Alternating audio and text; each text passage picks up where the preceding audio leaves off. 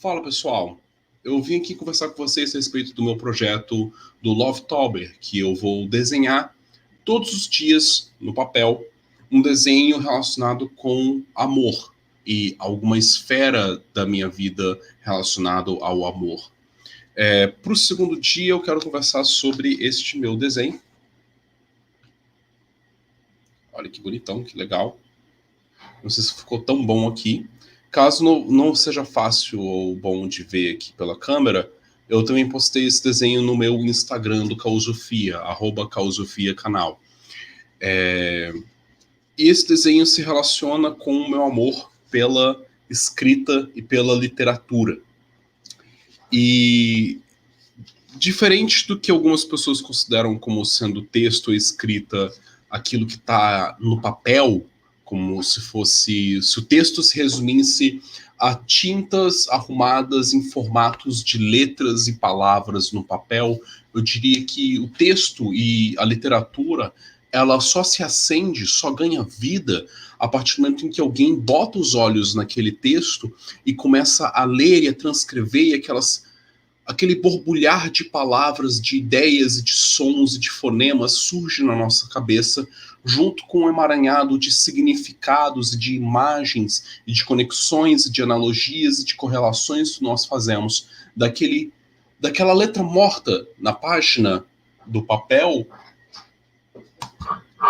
Opa! Naquela tinta morta na página do papel, em algo que se traduz em um texto literário. O texto ele continua sendo texto, continua sendo literatura, mesmo que ele não esteja com tinta no papel, mesmo que seja apenas alguém verbalizando aquilo por meio da declamação de um poema, de um conto, ou por meio de um discurso. Um discurso continua sendo um texto, um emaranhado de ideias, de signos que se articulam e se entrelaçam em ritmo para compor uma prosa, para compor uma ideia, para compor uma transmissão, seja de saber, seja de emoções, seja de desejos, de sonhos ou de temores.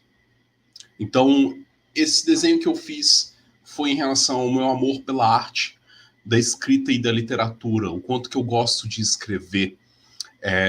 Os livros que eu tenho publicado, cujo eu vou deixar o link na descrição, o meu livro de contos, O Padrão dos Dedos, que foi resultado de um projeto cultural da Funcultura, onde eu consegui ganhar o concurso e fui contemplado com o financiamento para poder publicar o meu livro.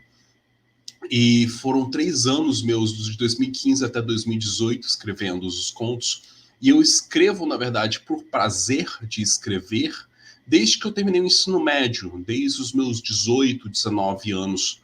Eu gosto bastante de escrever, então há pelo menos 10, 11 anos eu escrevo por gosto, por prazer pela escrita. E eu passei bastante tempo aprimorando. Eu tive contato com um escritor do meu estado, que foi o Marcelo dos Santos Neto, que é o editor do meu livro, inclusive, e ele selecionou os contos e ele foi alguém que me ajudou a conversar sobre como melhorar a minha prosa. Ele fez leitura crítica de vários dos meus textos, replicando esses textos com várias coisas que ele corrigia, que ele marcava e falava, tem que melhorar isso, tem que tirar isso, tem que adicionar isso, tem que articular melhor assim, cuidado com o uso que você faz dessas palavras, cuidado com a maneira como você compõe a frase usando isso, utilize menos adjetivos, utilize mais aquilo, trabalhe o período, trabalhe o ritmo da sua prosa, do seu texto, e ele foi aprimorando a minha maneira de escrever. Eu diria que grande parte do que eu consegui melhorar dentro da minha qualidade da escrita foi dado a contribuição e a ajuda e o diálogo que eu tive com ele. E ele meio que me emancipou depois que eu publiquei o meu livro, tipo assim, Fausto, você fez o que você precisava e me deu o pé na bunda e me jogou no mundo. E depois disso eu cheguei a publicar também um livro de quadrinhos, que é o Segundo Crepúsculo, que na verdade foram poemas que eu escrevi quando eu estava em transe mágico durante rituais.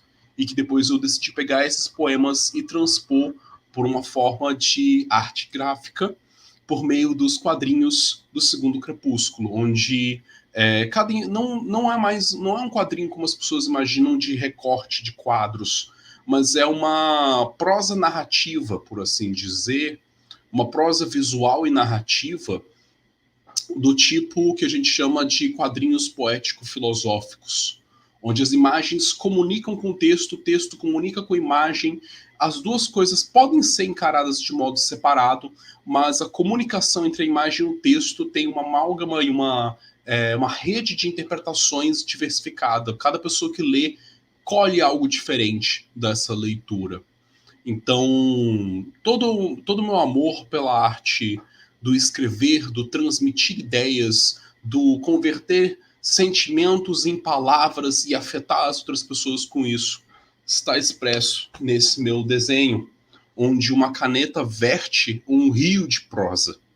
Um rio de prosa que parece amorfo, que parece não relacionado com o texto que a gente entende como letras, como palavras, como escrita, mas é porque justamente para mim eu gosto de namorar com os limites do que a gente entende como sendo um texto, como algo que não é composto apenas pelas palavras, pelos fonemas que a gente entende, mas também pelo que a gente não entende, pelo aquilo que transpõe a nossa compreensão dentro daquele momento, e até mesmo pelo ritmo que é pautado necessariamente pelo momento dos silêncios entre um fonema, uma palavra e um som ou outro, entre o espaço de uma palavra e outra, que é necessário para que nós possamos entender que uma palavra terminou e outra começa, o espaço entre um parágrafo e outro, que serve como um momento de respiro entre o transporte de uma ideia, de uma cadência de raciocínios e pensamentos e argumentos para o próximo.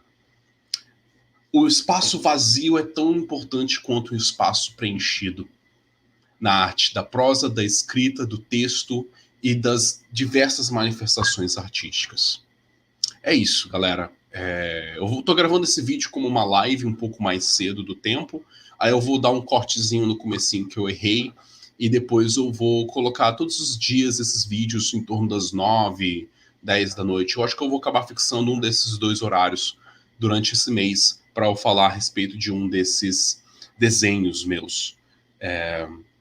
No ano passado eu fiz na forma que eu acabei talvez confundindo as pessoas, chamando esses desenhos de sigilos. Não deixam de ser sigilos, não deixa de ser uma forma de representar de modo meio semi-abstrato o meu sentimento em relação a alguma coisa.